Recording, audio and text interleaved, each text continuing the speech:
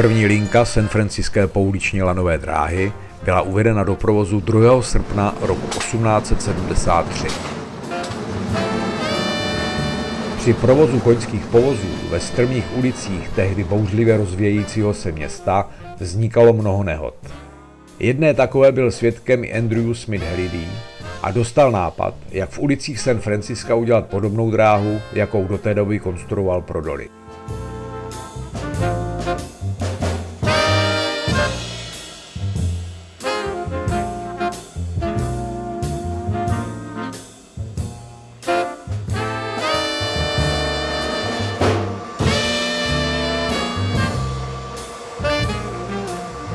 Lanová dráha má 4 linky, které jsou poháněny z této budovy.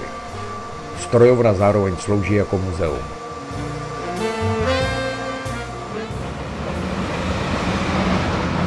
Hluk kladek, skřípajících kol a zvonění patří k ulicím San Francisca již téměř 130 let.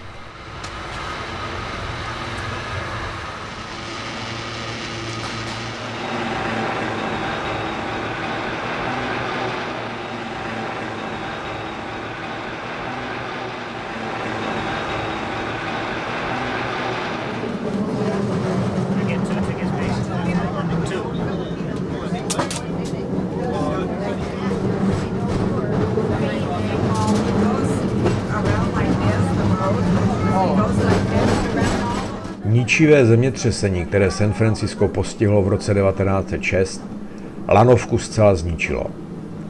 Byla obnovena a zmodernizována. Další pokus o její zničení byl učiněn v roce 1947 a Rada města ji navrhla zrušit jako zastaralý dopravní prostředek.